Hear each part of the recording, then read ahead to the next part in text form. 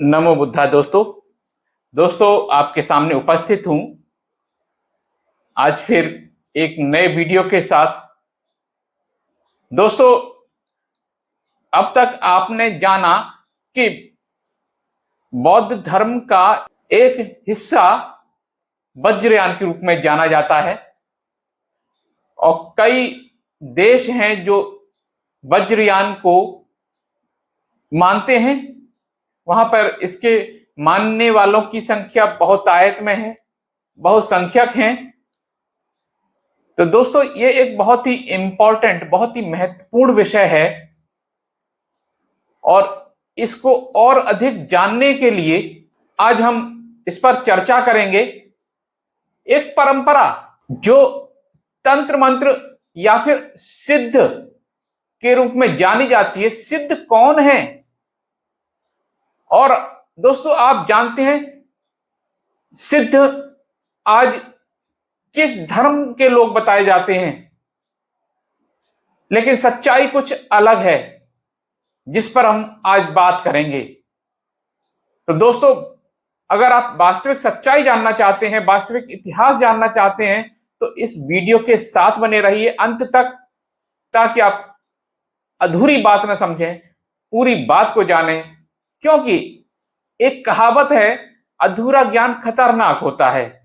तो दोस्तों, इस वीडियो के साथ बने रहिए और वीडियो शुरू करने से पहले आपसे मेरा विनम्र आग्रह है कि अगर यह वीडियो आपको अच्छा लगता है तो इसको लाइक कीजिए, चैनल को सब्सक्राइब कीजिए अगर आप मेरे चैनल पर नए हैं। तो दोस्तों, वीडियो शुरू करते हैं। वज्रयान बौद्ध धर्म 6ठी-7वीं शताब्दी के दौरान भारत में नालंदा विक्रमशिला जैसे शिक्षा केंद्रों में विकसित हुआ तथा बाद में तिब्बत, नेपाल, भूटान, मंगोलिया आदि देशों में व्यापक रूप से फैला। महायान बौद्ध धर्म में करुणा, बोधिचित्त एवं शून्यता की अवधारणा महत्वपूर्ण थी, किंतु वज्रयान शाखा में इन्हीं अवधारणाओं को तांत्रिक पद्धतियों के माध्यम से आत्मसात किया। वज्रयान का उद्देश्य केवल बुद्धत्व को प्राप्त करना ही नहीं, अपितु इसके साथ ही साधक को एक तांत्रिक विधि द्वारा शीघ्र मुक्ति का मार्ग प्रदान करना भी था। इसका वैचारिकी एवं परंपरा का प्रसार मुख्यतः गुरुओं तथा महासिद्धों के माध्यम से हुआ, जिन्होंने इसे विभिन्न संस्कृतियों के तदनुसार अनुकूलित किया।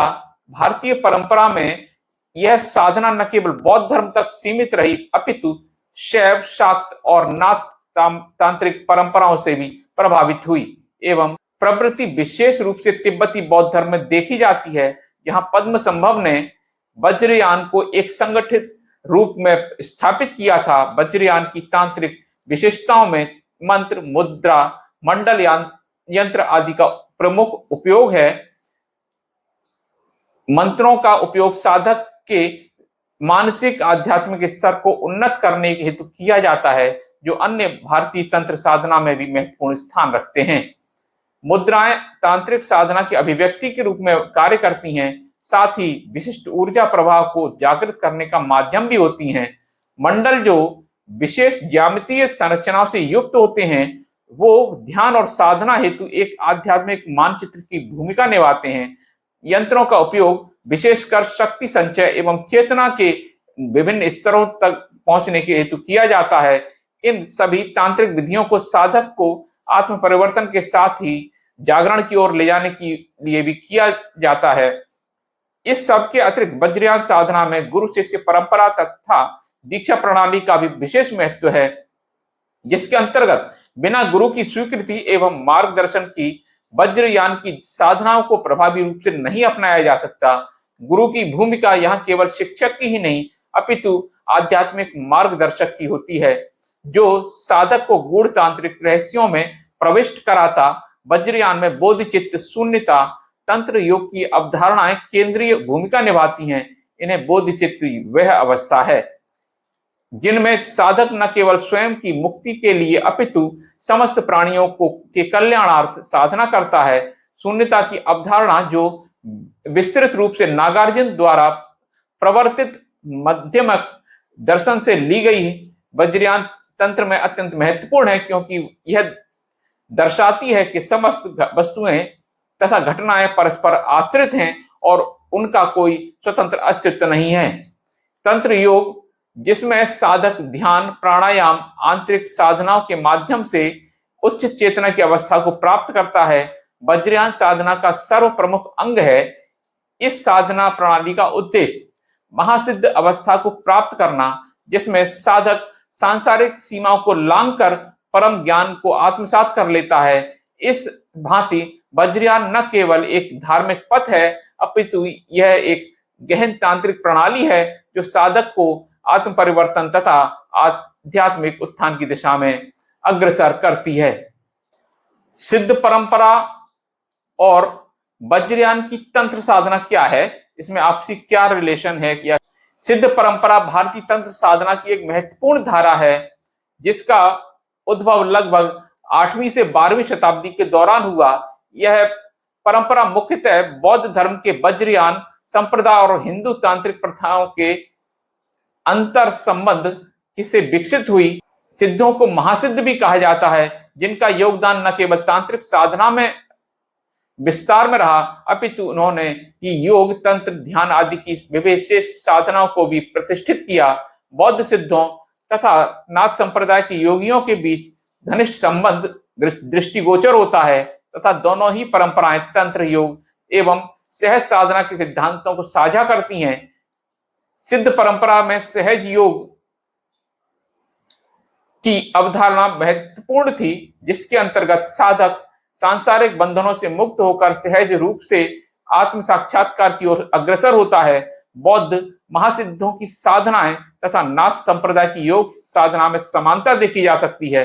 विशेषतः कुंडलिनी जागरण एवं तंत्र मंत्र के उपयोग विषयक महासिद्धों की भूमिका वज्रयान एवं तंत्र साधना में अत्यंत महत्वपूर्ण हो रही है, जहां महासिद्धों ने में सरैपा, विरूपा, लुईपा और डोंबिपा प्रमुख थे, जिन्होंने तंत्र साधना के प्रयोगों को विकसित किया एवं अपने शिष्यों को विशेष तांत्रिक विधियां प्रदान की। सरैपा, जिसमें वज्रयान तंत्र साधना का अग्रणी सिद्ध माना जाता है, ने दोहा कोश जैसे ग्रंथों की रचना की, जो बौद्ध धर्म तंत्र परंपरा में एक नई दृष्टि प्रदान करते हैं।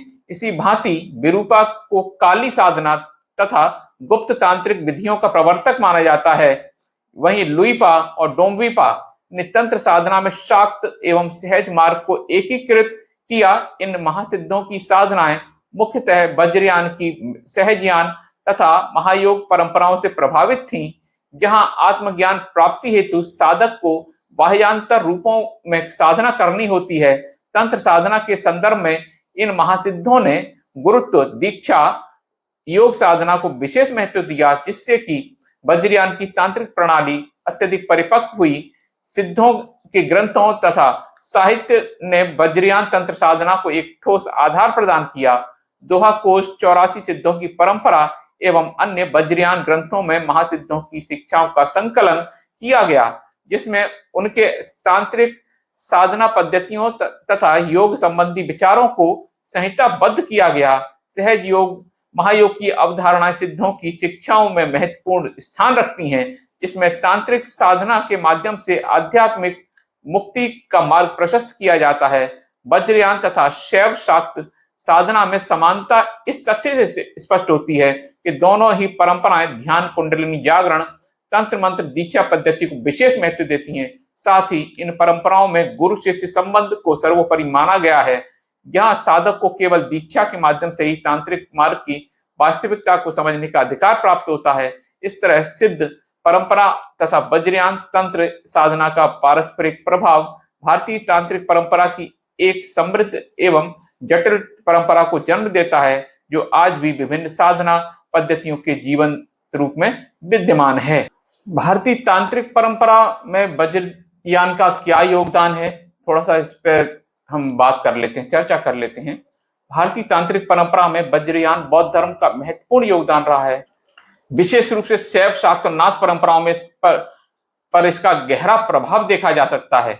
वज्रयान तंत्र साधना में प्रयुक्त मंत्र, विज्ञान तथा ध्यान पद्धतियां शैव शाक्त तंत्र परंपराओं से मिलती जुलती हैं, जिनमें विशेष रूप से बीज मंत्रों एवं यंत्रों का प्रयोग किया जाता है। उदाहरण के लिए वज्रयान में ओम मणि, पद्मे होम जैसे मंत्रों का प्रयोग किया जाता है, तो शिव और शक्ति की तांत्रिक साधना में गुह्य प्रयुक्त मंत्रों की अवधारणा से मेल खाते हैं। भारतीय तंत्र ग्रंथों में तथा गुह्य समाज तंत्र तथा काली तंत्र में गुरु के महत्व एवं तांत्रिक साधना की गूढ़ प्रक्रियाओं का विस्तृत वर्णन मिलता है, जो वज्रयान की गुरु शिष्य परंपरा से घनिष्ठ रूप से जुड़ा हुआ है। इस हेतु देखें तो वज्रयान एवं तंत्रयान साधना ने भारतीय तांत्रिक परंपरा की गुरु शिष्य परंपरा को अधिक सुदृढ़ किया है और गूढ़ ज्ञान पद्धतियों से समृद्ध किया है। भारतीय तांत्रिक ग्रंथों में वज्रयान का प्रभाव स्पष्टतः दृष्टिगोचर होता है।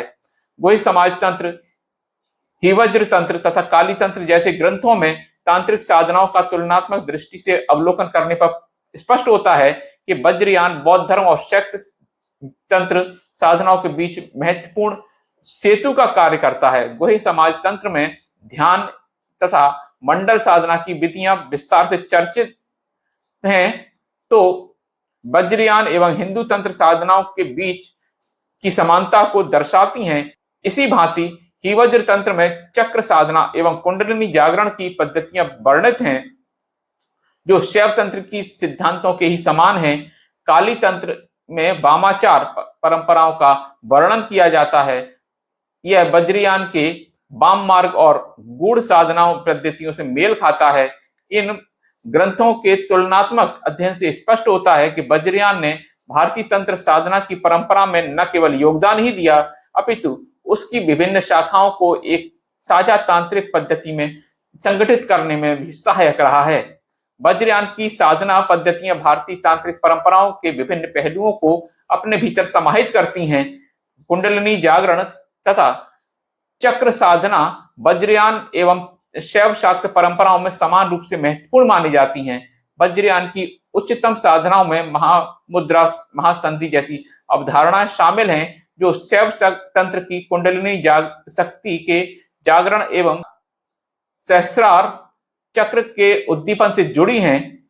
इस सब के अलावा दक्षिणाचार एवं वामाचार परंपराएं वज्रयान और हिंदू धर्म में समान रूप से मौजूद हैं, जिसमें साधक को विभिन्न साधनाओं के माध्यम से उच्च आध्यात्मिक स्थिति प्राप्त करने की प्रक्रिया सिखाई जाती है। वज्रयान तंत्र में विशेष रूप से वामाचार साधना के तत्व पाए जाते हैं, जिसमें योगिनी तंत्र, चक्र पूजन, पंचम कार साधना आदि जैसी विधियां देखी जा सकती हैं, जो शैव शाक्त तंत्र के वाम मार्गी साधनाओं से अत्यधिक मेल खाती हैं। इस तरह वज्रयान न केवल बौद्ध तंत्र परंपरा का एक प्रमुख अंग रहा है, अपितु इसने भारतीय तांत्रिक परंपराओं में भी विशेष योगदान दिया है, जिससे तंत्र साधना का एक समग्र एवं व्यापक रूप विकसित हुआ है। भारतीय तंत्र परंपरा तथा वज्रयान बौद्ध धर्म के बीच कई गहरे दार्शनिक आध्यात्मिक समानताएं पाई जाती हैं। विशेषतः गुरु शिष्य परंपरा में भारतीय तंत्र साधना में गुरु को परम सत्ता एवं ज्ञान का स्रोत माना जाता है, जो शिष्य को आध्यात्मिक मार्ग दिखाता है, साथ ही तांत्रिक साधनाओं में भी दीक्षित भी करता है। वज्रयान तंत्र में भी गुरु शिष्य परंपरा अत्यंत महत्वपूर्ण मानी जाती है, जहां गुरु को बुद्ध स्वरूप एवं वज्राचार्य के रूप में देखा जाता है, जो शिष्य को महामुद्रा और महासंधि जैसी गूढ़ साधनाओं की शिक्षा देता है। वज्रयान तथा हिंदू तंत्र साधनाओं में दीक्षा प्रक्रिया की महत्वपूर्ण भूमिका होती है, जहां एक योग्य गुरु द्वारा शिष्य को विशिष्ट अनुष्ठानों एवं रहस्यमयी साधनाओं की जानकारी दी जाती है। यह परंपरा नाथ संप्रदाय एवं कौल तंत्र में देखने को मिलती है, जहां गुरु के बिना तंत्र मार्ग पर चलना असंभव माना जाता है। अतः वज्रयान एवं भारतीय तंत्र परंपरा दोनों ही गुरु शिष्य परंपरा को आध्यात्मिक उन्नति का तत्व मानते हैं। वज्रयान एवं तंत्रयान में कर्मकांड, अनुष्ठान, योग साधनाओं की पद्धतियों भी अत्यधिक समानता है। यथार्थ वज्रयान में मंडल साधना, मंत्रों का जाप, विशेष मुद्राओं का प्रयोग अत्यंत महत्वपूर्ण माना जाता है, जो भारतीय तंत्र परंपराओं के तंत्र मंत्र एवं मुद्रा के गहराई से मेल खाता है। वज्रयान में गुह्य समाज तंत्र, हिवज्र तंत्र जैसे ग्रंथों में अनुष्ठान और ध्यान साधना का उल्लेख मिलता है, जो शैव शाक्त ग्रंथों में वर्णित एवं तंत्र साधना से काफी मिलते जुलते हैं। भारतीय तंत्र साधना में कुंडलिनी जागरण की अवधारणा मिलती है, जिसमें योग प्राणायाम के माध्यम से शरीर के ऊर्जा चक्रों को सक्रिय किया जाता है। वहीं वज्रयान में भी तुम्मो साधना और चक्र समाधि जैसी प्रक्रिया अपनाई जाती हैं, जिनका उद्देश्य आध्यात्मिक ऊर्जा को जागृत करना है। इन सबके अतिरिक्त पंचमकार साधना, मांस मछली मुद्रा मैथुन की अवधारणा वज्रयान एवं शाक्त तंत्र परंपराओं के रूप में समान रूप से देखी जाती है। यहाँ इसे आध्यात्मिक उन्नति एवं लौकिक बाधाओं के अतिक्रमण का साधन माना जाता है। वज्रयान तथा भारतीय तंत्र परंपरा में प्रतीकात्मक भाषा एवं दर्शन में भी घनिष्ठ संबंध पाए जाते हैं। वज्रयान बौद्ध धर्म में शक्ति को प्रज्ञा और करुणा के रूप में देखा जाता है, वहीं हिंदू तंत्र परंपराओं में शक्ति सृजनात्मक ऊर्जा का प्रतीक है, जो शिव के साथ एकाकार होकर ब्रह्मांडीय संतुलन स्थापित करती है। दोनों ही परंपराओं में शक्ति की साधना मोक्ष प्राप्ति एवं आत्म साक्षात्कार का महत्वपूर्ण साधन माना जाता है। वज्रयान के तांत्रिक ग्रंथों में डाकिनी योगिनी का वर्णन मिलता है, जो शाक्त परंपरा की देवी अवधारणा से समानता रखता है। इस तरह देखें तो तंत्र साधना एवं शक्ति की करुणा की संयुक्त भूमिका वज्रयान तथा भारतीय तांत्रिक परंपराओं के बीच महत्वपूर्ण दार्शनिक समानता को प्रकट करती है। अतः वज्रयान न केवल बौद्ध धर्म की एक विशिष्ट शाखा के रूप में उभरा, अपितु इसने भारतीय तंत्र परंपरा के साथ घनिष्ठ रूप से एकीकृत होते हुए एक साझा साधना पद्धति को विकसित किया। दोस्तों, आपने देखा कि वज्रयान और हिंदू धर्म के जो आज हिंदू धर्म में बताई जाती है नाथ परंपरा, सिद्ध परंपरा में कितना मेल खाते हैं। इनके दोनों के सिद्धांत मेल खाते हैं, दोनों के जो पूजा पद्धतियां मेल खाती हैं। ऐसा क्यों है दोस्तों? सच्चाई तो यह है कि दोनों ही एक हैं। नाथ परंपरा का उदय ही बौद्ध धर्म से हुआ है, वज्रयान से हुआ है। दोस्तों, इससे उजागर होता है कि जो आज का हिंदू धर्म जो बना है वो कहां से बना है? वो बना है वज्रयान से, महायान से। और जो भी इस बात को सोचते हैं कि ये हिंदू धर्म सदियों से रहा है, तो इसका कोई इतिहास नहीं मिलता। वो क्यों इतिहास नहीं मिलता? क्योंकि इनका इतिहास बौद्ध धर्म में है। जो बड़े पंडे पुजारी हैं, जो बड़े कथाकार हैं, बड़े हिंदू धर्म के जो ठेकेदार हैं, वो सब जानते हैं इस बात को, लेकिन वो आम जनता को नहीं बताना चाहते। तो दोस्तों, कैसा लगा वीडियो? अगर अच्छा लगा हो तो इसको लाइक कीजिए, चैनल को सब्सक्राइब कीजिए अगर आप मेरे चैनल पर नए हैं। मिलता हूं अगले वीडियो में, तब तक के लिए नमो बुद्धाय।